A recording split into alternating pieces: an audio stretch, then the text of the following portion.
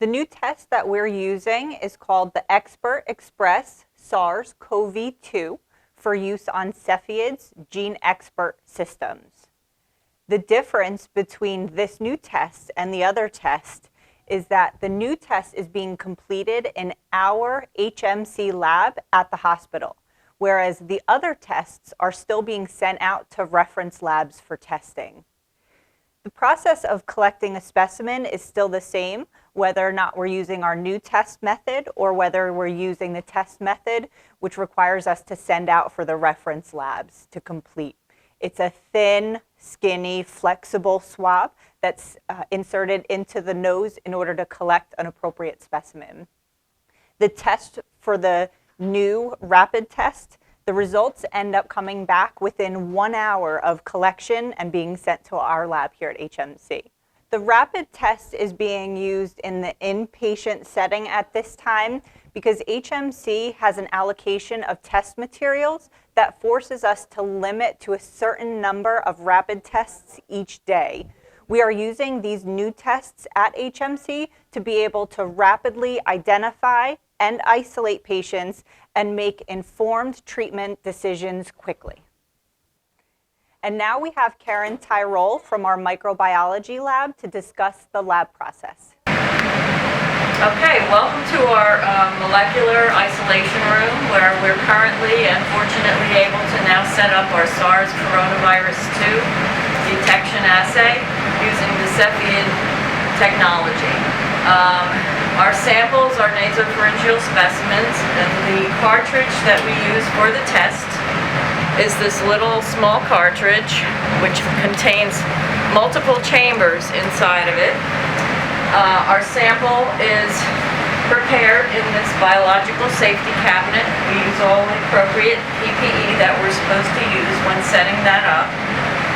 Because we have a limited supply, I'm not going to be able to do an actual specimen for you today, but the pipette is a pre-measured pipette which delivers 300 microliters of sample into one of the chambers of this cartridge. Once the sample is put into this cartridge, the instrument pipettes and transfers that specimen to different compartments within this cartridge. These compartments contain different reagents which detect the viral RNA, which is a nucleic acid. So once it's extracted from the virus, it goes through an amplification process, which is why we call this a nucleic acid amplification. And the amplification occurs also in the instrument by thermal cycling. And then in the end, once the thermal cycling is complete, the sample is transferred into this little cuvette area. And if the viral RNA was present, then it has picked up in this process some fluorescent probes. And the fluorescence then is what is detected by the sensors in the instrument itself.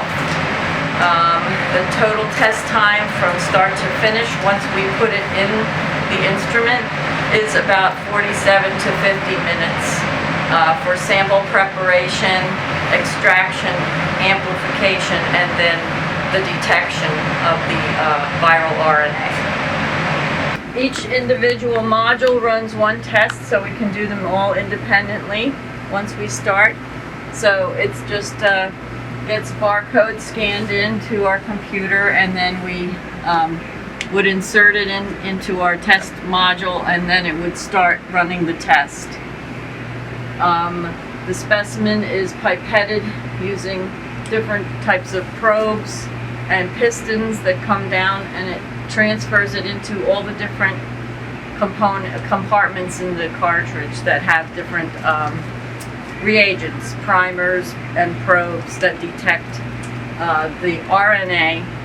It converts the RNA of the virus into DNA, which then gets multiplied using thermal cycling, and then ultimately puts a sample into that little cuvette in the back where it gets read as either positive or negative.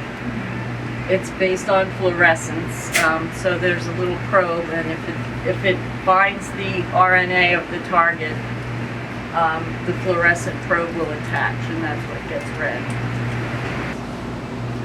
This is also the exact same technology we use for our flu testing and RSV. So the same type of sample can be run using a cartridge that looks very similar, and that test actually takes 28 minutes.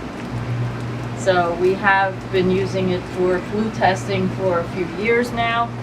We do a lot of other things on this instrument, like our C. diff testing, MRSA testing, VRE testing, strep throat, group A strep.